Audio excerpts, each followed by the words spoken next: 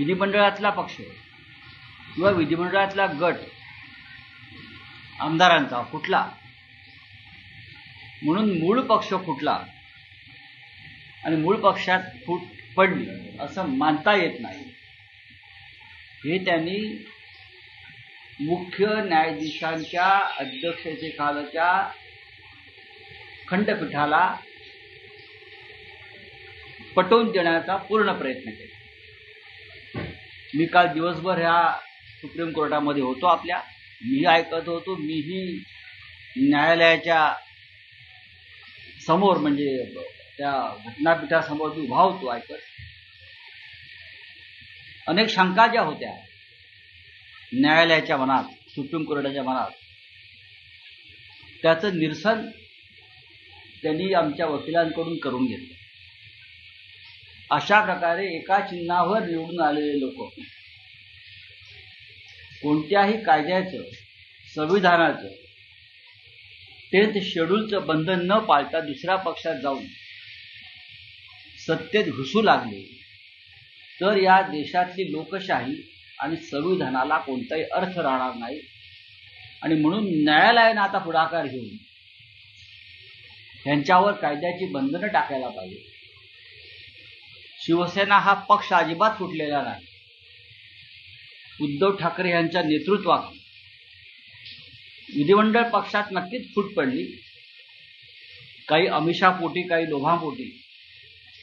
आणि म्हणून पक्ष हा फुटलेला नसून मूळ पक्ष आणि धनुष्यबाण चिन्ह हे शिवसेनेकडेच राहायला हवं किंवा राहील, अशा प्रकारची भूमिका काल आमच्या वतीनं मांडली. आणि सर्वोच्च न्यायालयानं अनेक प्रश्न विचारले शिवसेनेच्या घटनेविषयी, रचनेविषयी, आणि त्यांचं पूर्ण समाधान आमच्याकडून करण्याचा प्रयत्न झाला. हा एक ऐतिहासिक खटला देशाच्या लोकशाही संदर्भात सुरू आहे.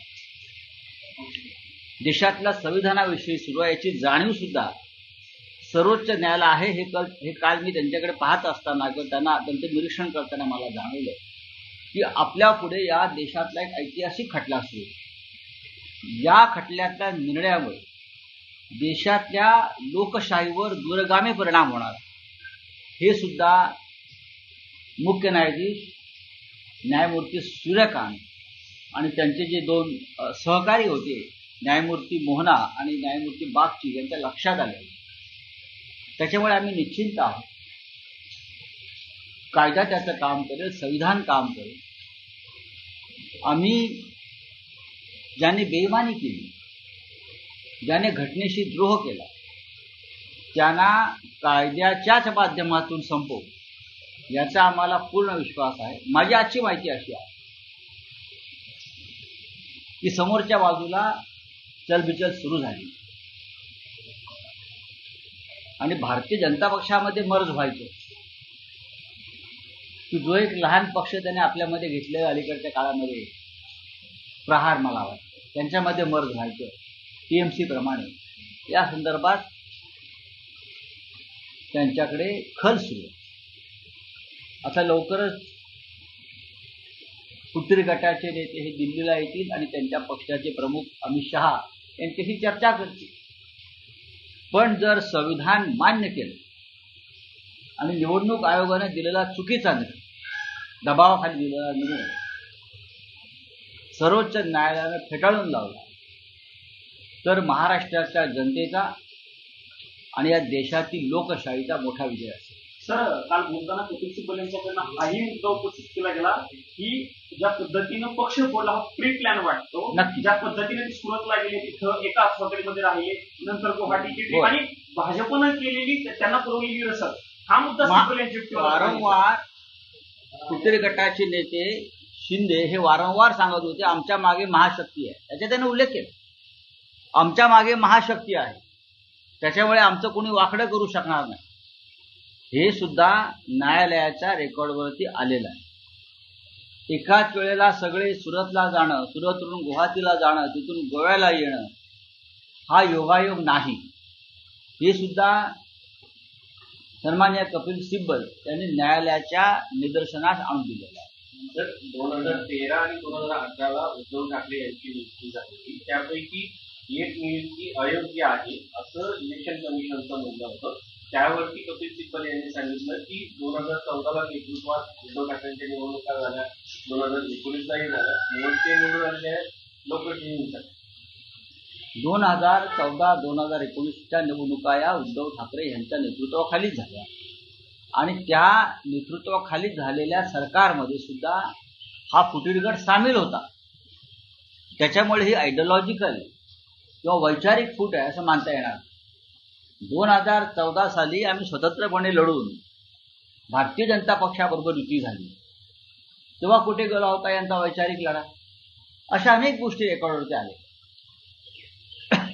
चलिए सर, ज्या पद्धतीनं कोर्टानं सलग दुसऱ्या दिवशी सुनावणी लावलेली आहे, अपेक्षा आहे काही सुनावणी कायमस्वरूपी कंटिन्युएशन असं राहील? कारण तुमचा मूळ आरोप असा असायचा की कोर्ट सुनावणीच घेईल. आमचं ऐकून घेत नाही, पण आता आमचं म्हणणं ऐकून घेतलं जातं.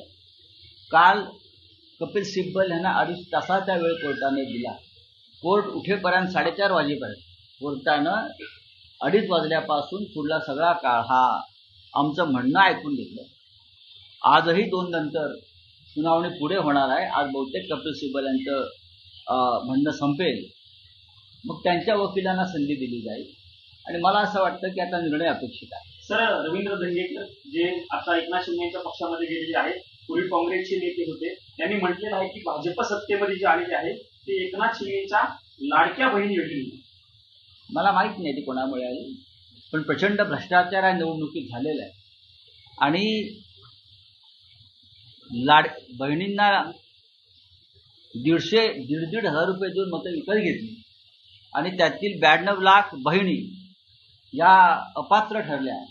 या सगळ्याचा हिशोब आता द्यावा लागेल. बोलिये. राधेश्याम मोपलवार यांच्या कंपनीला 200 कोटीचं कॉन्ट्रॅक्ट देण्यात आलेलं आहे. माजी IAS अधिकारी आहेत. त्याच्यावरती मी कसं काय? मोपलवार हे राज्य शासनामध्ये सार्वजनिक बांधकाम वगैरे खात्यात काम करत होते असे माझी माहिती आहे.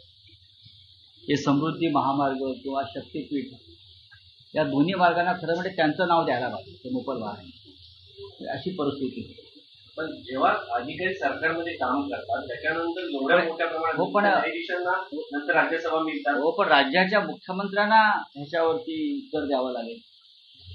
राज्याचे जे मुख्यमंत्री आहेत अत्यंत प्रामाणिक, सचोटीचे वगैरे आपण त्यांना म्हणतो, अत्यंत प्रामाणिक, सचोटीचे, नेक, इमानदार, त्यांनी याचं उत्तर द्यायला पाहिजे ना. तुम्ही हा पक्ष विरोधी पक्षाला कसं काय विचारू शकता?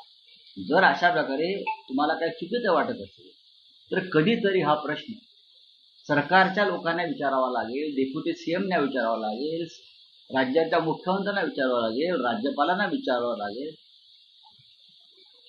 समृद्धी महामार्गामध्ये आणि आता शक्तीपीठ महामार्गामध्ये हजारो कोटीचा घोटाळा होता. ठेकेदारांकडून काम पूर्ण होण्याआधीच 25 ते 30 कोटी कमिशन घेण्यात आलेलं आहे आणि त्या हजारो कोटीमधून आमदार खासदार विकत घेतले गेले हे सगळ्यांना माहिती आहे. अशा प्रकारच्या कामातून अनेक अधिकारी, अनेक ठेकेदार, अनेक राजकारणी हे इतके फुगलेले आहेत म्हणजे बेडकांचा बैल झाला, इतके फुगलेले. आता ह्या सगळ्यावरती आपल्या प्रामाणिक सचोटीच्या मुख्यमंत्र्यांनी उत्तर दिलं पाहिजे. माझं काहीच म्हणणं नाही त्याच्यावरती. सर, मोहन भागवत आज जेएनजी सोबत संवाद साधत आहेत. सगळ्या जेएनजींना त्यांनी मुंबईत एकत्र बोलवले. नाही, जेएनजीमध्ये कोण? हे सगळी भाजपा किंवा संघ परिवारातल्या नेत्यांची मुलं आणि नातवंड आहेत. मी जेएनजी ज्यांना मानतो त्यांना मानतो जे जंत्रमंतरला आले, ज्यांनी सरकार विरुद्ध आक्रोश केला आणि आजही त्यांच्या विरुद्ध मोदींनी माफीचं नाटक करून सुद्धा, क्षमा देऊन सुद्धा अमित शहाचे पोलीस यंत्रणा त्यांच्या घरी जाऊन त्यांच्या पालकांना दमबाजी करतायत, त्यांच्यावर गुन्हे दाखल करतायत. त्यातली एक रिया आहेत नावाची मुलगी काल राहुलजींना भेटली. अशी अनेक प्रकरणं आहेत. मोहनराव भागवतांनी या मुलांशी बोललं पाहिजे. आपल्या पदाधिकाऱ्यांच्या नातवंडाशी बोलून काय करणार? हे चुकीचं आहे. सावकारासारखं बोलण्यापेक्षा गुंगा असलेलं, तुमच्यासारखं बोलण्यापेक्षा गुंगा असलेलं, तुम्ही जसं बोलताय तसं बोलण्यापेक्षा गुंगा असलेलं बरं. मुख्यमंत्र्यांच्या पत्नी मग चांगलं आहे ना, मग तोंड शिवून घ्या. मग बोलताय कशाला? बोलू नका. आम्ही बोलतोय म्हणून ही लोकशाही जिवंत आहे. आम्ही बोलतोय म्हणून या देशामधलं संविधान जिवंत आहे. आम्ही बोलतोय म्हणून या देशामध्ये जाग आहे. आम्ही रस्त्यावरती उतरून आंदोलनं करतोय म्हणून लोकांना आशा आहे. लक्षात घ्या. आम्ही सुद्धा तोंड शिवून बसलो असतो तर हा देश इदी अमीनच्या ताब्यात गेला असता. जो आता मला जाताना दिसतोय तो आम्ही थांबवला.